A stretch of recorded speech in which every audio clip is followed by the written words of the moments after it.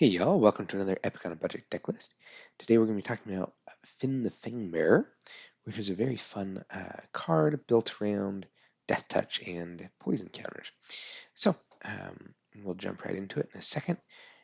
Since this is an Epic on a Budget deck list, it is under $20, and that's using TCG player prices. If you see something different, just click the little button to change it to TCG player prices or whatever your preferred source is. And if you want to, you can also hit the extras button and optimize printings to make sure you're getting the lowest price possible at the time you're looking at it. Sometimes prices go up, especially like for basic lands and whatnot. So that can be useful occasionally. All right, so the deck is built around Fynn the Fangbearer, which is an interesting little creature. It costs 1 and a green, and it's a 1/3 with Deathtouch, which means that any amount of damage it deals is enough to destroy a creature. Okay, whether that's combat or non-combat.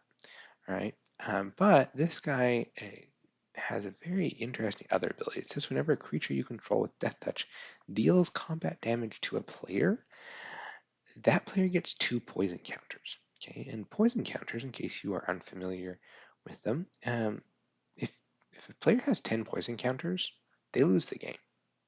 Okay, 10 or more, right? And there's not really a lot of good ways of getting rid of poison counters. So there's plenty of ways of gaining life. So, so dealing damage to your opponent, they can always just gain the life back, and they're happy and they keep going as if nothing happened. But poison counters tend to stick around. So it's a little scary, especially if you are getting 2 of them every time one of your creatures hits, then that can add up pretty quickly. So it's a pretty fast way to win the game, honestly. So that's really what we're building towards. So obviously we're going to have a bunch of Deathtouch creatures, but there's some other interesting synergies we're going to build around too with that. Okay, and there's some really cool Deathtouch creatures. So one of them that's fairly new, actually, came out in Tarkir Dragonstorm, is this one. Costs a single green for 1/1 with Vigilance, Reach, and Deathtouch. So this is just an amazing card for this deck because we can attack with it and still hold up to block with Vigilance because it doesn't have to tap to attack. And then Reach, is just nice to be able to make sure that flyers can't get through you. And it has Deathtouch, which we obviously need. And the other one drop here is Bilious Skulldweller. This one is another 1 mana 1/1, this time black, and has Deathtouch, but it also has Toxic 1. Toxic 1 means that whenever it deals combat damage to a player, then that player gets 1 poison counter.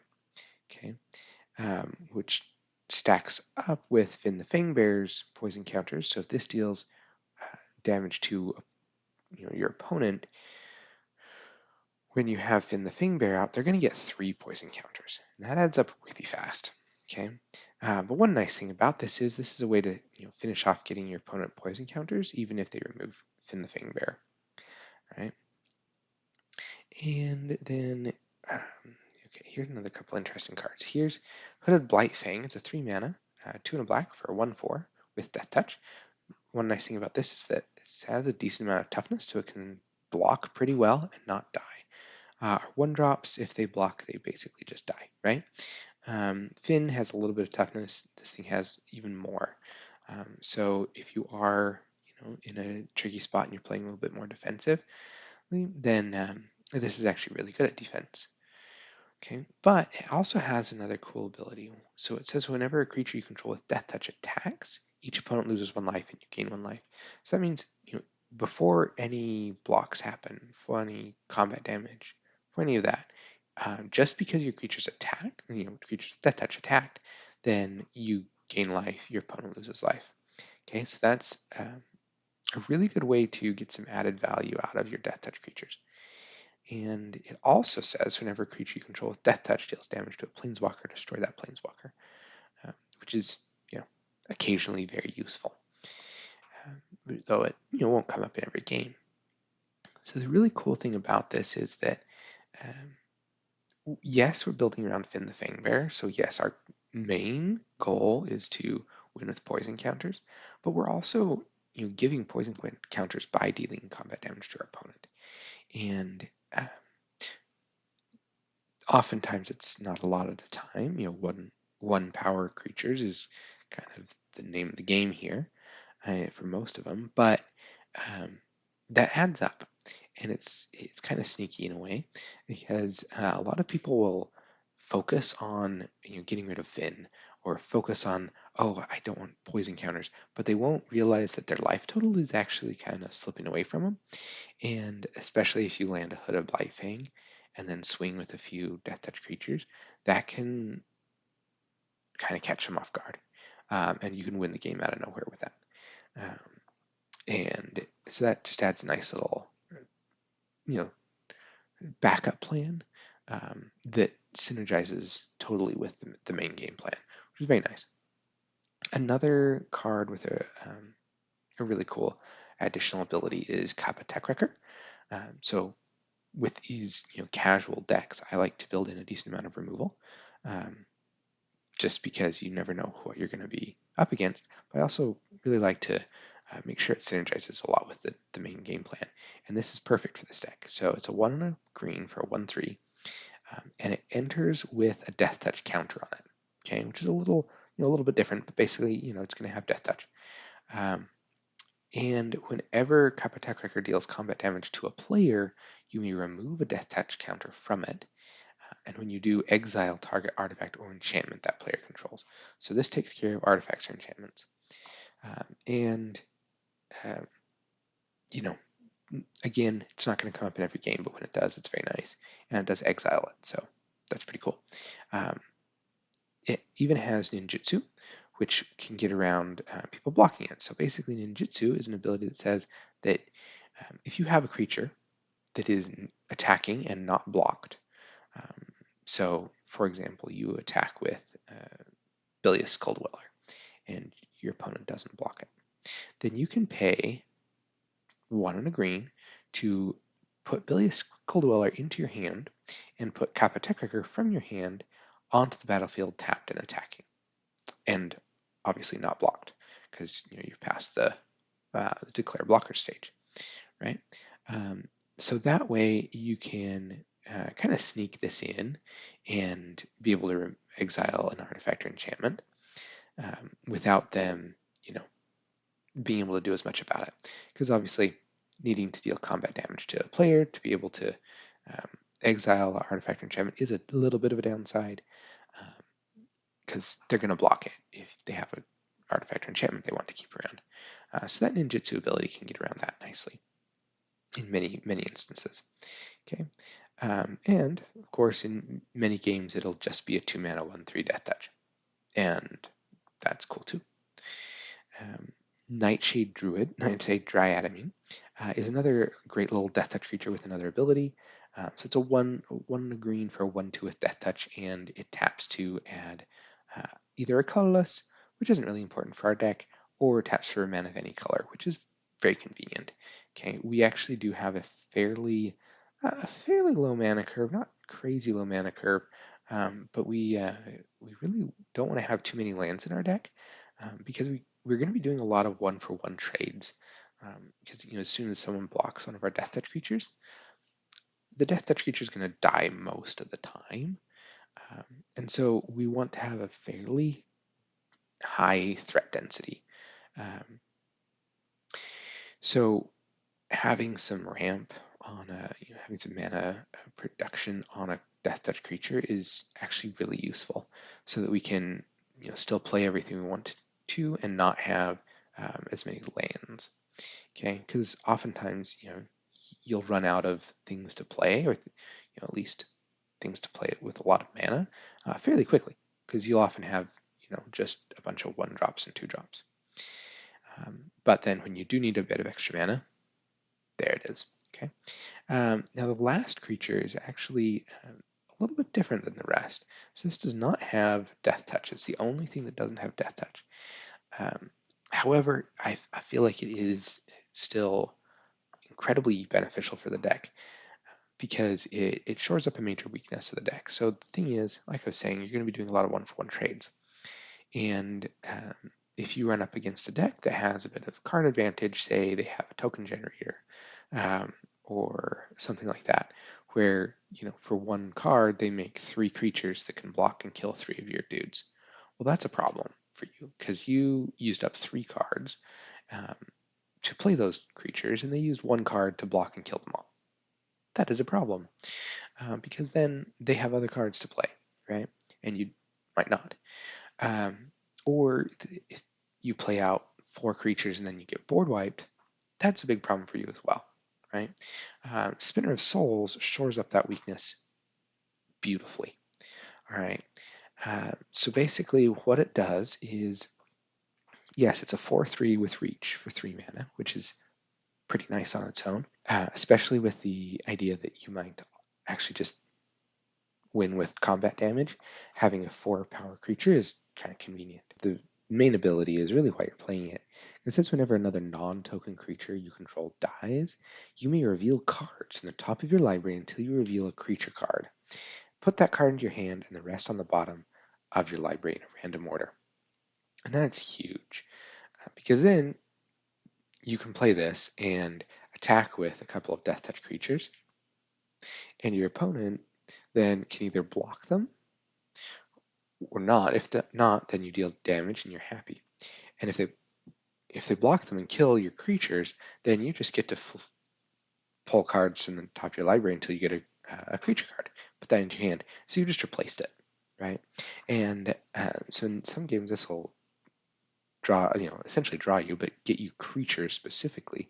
Like you can get you to 2, 5, 6 creatures, which goes a very long ways to helping you win the game. It's just crazy how good this card is in a lot of matchups. And also, if you have this out and 3 creatures when someone board wipes, then you get to pull the top 3 creatures from your library and put them into your hand, which helps you rebuild after that board wipe much faster than you otherwise would be able to.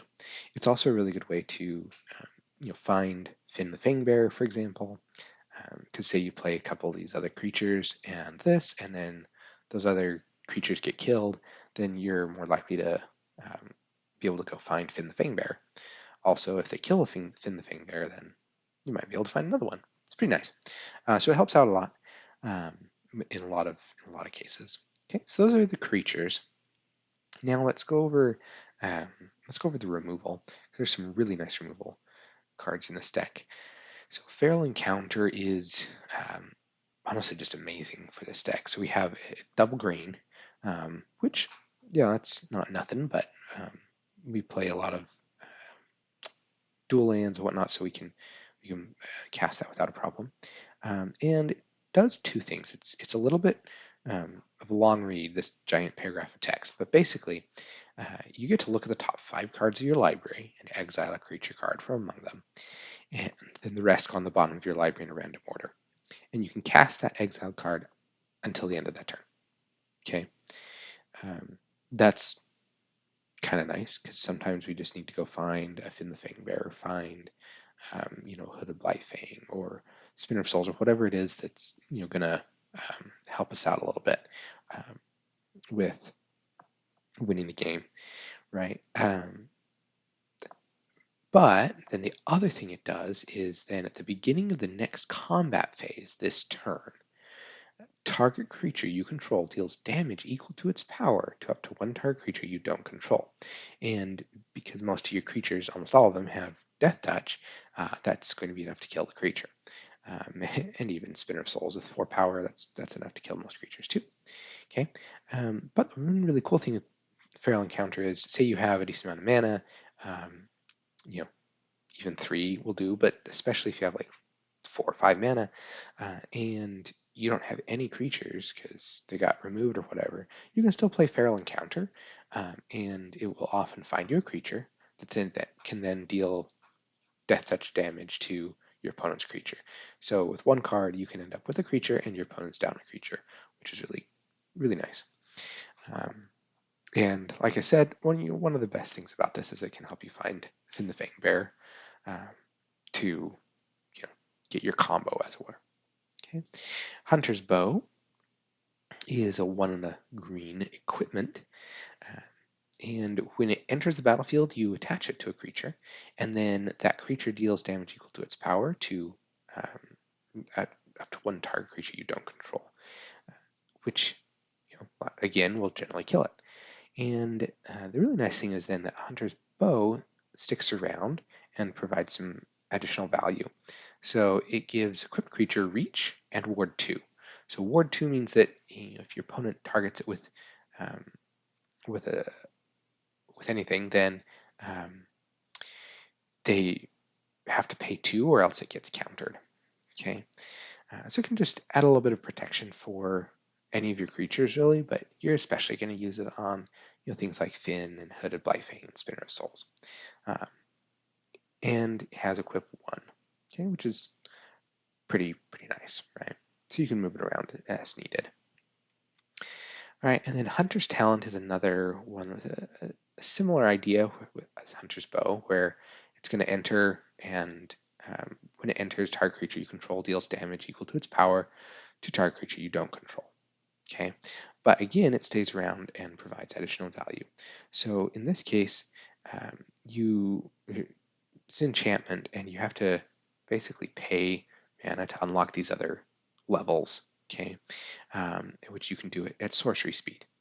All right, so you can pay another 1 and a green to unlock this next ability, which says that whenever you attack, target attacking creature gets +1/+0 and gains trample until end of turn.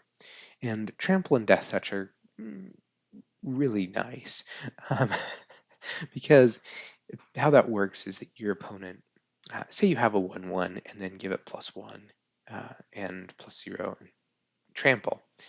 So, like a Bilious Skulldweller. Okay. Then your opponent blocks it with 1 creature.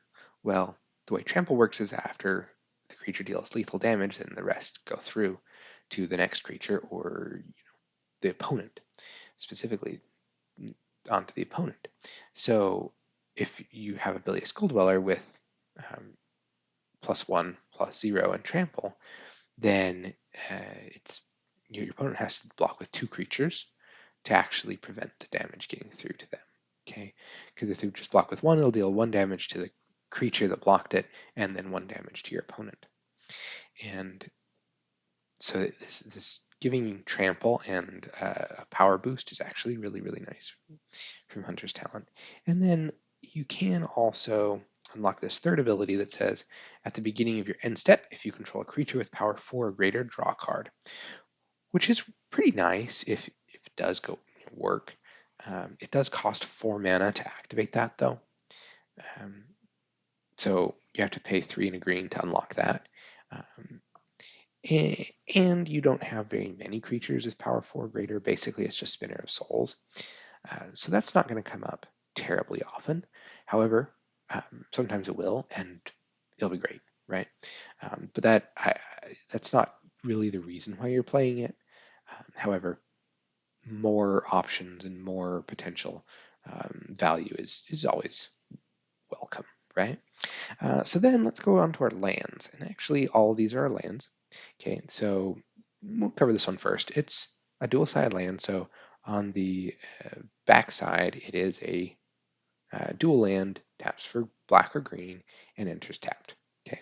On the front side, though, it is a instant that costs black or green. In this case, you'll often be paying green, but occasionally you need to have a couple swamps. So being able to play black for it is pretty nice too. And it just says put a +1/+1 counter on target creature, and it gains indestructible until end of turn. So when your opponent tries to remove your Fynn the Fangbearer or your Spinner of Souls or whatnot, you can say, hey, it's indestructible. Or, you can also use it in combat to protect something that gets blocked. For example, there's a lot of ways to use that. And it's actually kind of fun to just leave a mana up when you attack in with 4 Deathtouch creatures, including Fynn the Fangbearer. You're like, hey, what do you want to do? Do you want to risk blocking or just dying from not blocking? It's a good way to to push through damage and protect your creatures. It also pairs nicely with Hunter's Talent because it gives a +1/+1 counter that sticks around, and then if you give it trample, then that's just really nice. Okay. Then we do have, we have 3 swamps and 6 forests. The other dual lands, though, Hissing Quagmire is a really cool one. It does enter tapped, but you can pay 1 black and a green to make it a 2/2 black and green creature with Deathtouch until end of turn. So that's kind of fun because even your lands can be Deathtouch creatures, right? Land War Wastes is really nice because it never enters tapped. It does, however, deal damage to you if you tap it for black or green, right? Otherwise, you can just get colorless from it without taking any damage. Necroblossom Snarl is a fun one because you can reveal a swamp or forest from your hand when it enters the battlefield, and if you do, it enters untapped. Otherwise, it does enter tapped. However, Necroblossom Snarl, if you do have a forest or swamp, and Land War Wastes are both options to have a dual land on turn 1, and then all the basic lands can give you mana on turn 1 as well, and that helps you play your 1-drops. Okay, so that is basically the deck right there, and so let's go head to the playtester and see how it plays out. Okay.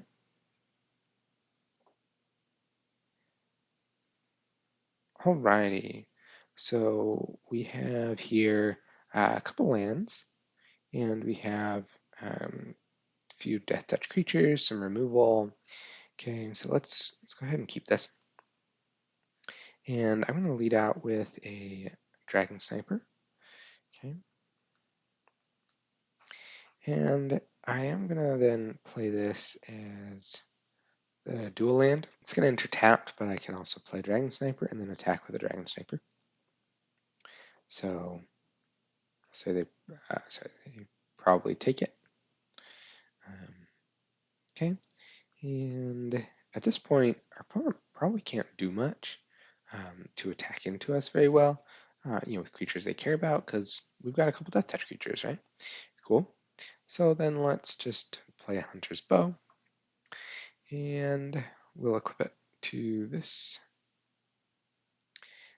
and swing with both of them. Okay. Then we can, depending on what our opponent has, we could do another Hunter's Bow or Fynn the Fangbearer, right? We've got options. So let's play Fynn the Fangbearer and attack with both of them. Okay, and say this one dies, but the other one deals damage. So then lose 1 and get a couple poison counters. Okay, and this stuff here. Oh, perfect. So we're going to play that tapped. And now we could just play another Hunter's Bow and attach it to Fynn the Fangbearer this time to give it Ward 2. And we could swing in, depending on what they have, right? But say we swing in and they block. They don't really block because they don't really have creatures they want to miss. So then we'll just deal 2 damage and give them 4 poison counters. Okay. Then at this point, you could just try to keep up the pressure with Hunter's Bow. You could also just make it really, really, really hard for them to hit Fynn the Fangbearer and play another Dragon Sniper. Okay, and maybe so you've just gotten rid of another creature. Maybe you can attack now. Maybe you can't. Who knows, right? So we'll say you can. So you attack with Dragon Sniper, and maybe they have something that could deal with Fynn the Fangbearer, so you don't attack with that. And so they're like, I don't want to take that. So then they block it, you lose it. Okay. So then you can play some more, attack with a couple other creatures, or attack with Dragon Sniper. Again, they're gonna be losing creatures.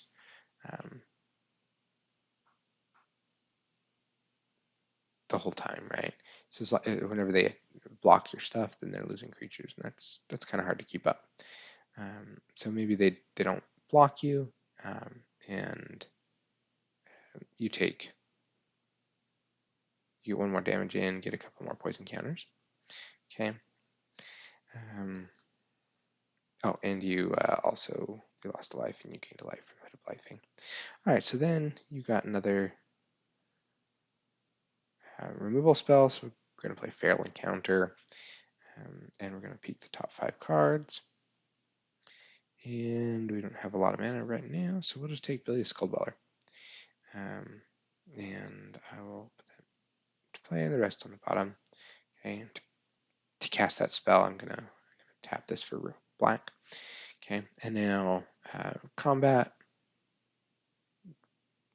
One of these creatures deals damage to an opponent's creature, and then I'm going to attack with like 3 creatures with Deathtouch. That's going to be hard for them to block them all, and as long as one of them gets through, then they're at 10 poison, right? And then you'd win the game. Okay, but then the other thing is, you'll notice they're only at 9 life, and you've gained some life. So you're also making progress on winning with combat damage as well, and life loss, which is pretty cool. Because then even if they had dealt with Fynn the Fangbearer, right, you're still actually making a decent progress at getting them down on life, and you have another hooded Blightfang in your hand, whatnot. So you could have kept up that pressure as well pretty decently, as long as your opponent doesn't draw a million cards, just win the game on the spot. This is a really effective way to win, because most decks have a hard time keeping up with the constant barrage of Deathtouch creatures, right?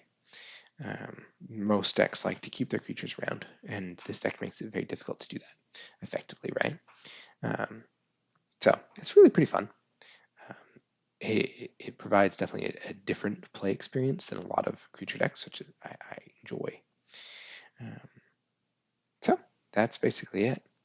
I feel like that was a fairly good representation of what the deck can do. Plenty of removal. You have a lot of removal in the deck, so seeing that a decent amount of that was not too surprising. Basically, just stacking with Deathtouch creatures, and calling it a day. So yeah, and when you do see Spinner Souls, it's pretty fun. So anyways, hope you enjoyed that, and hope you enjoyed building it too. Let me know how it goes, and please hit like and subscribe and all that. And have a great day. See you next time. Ciao.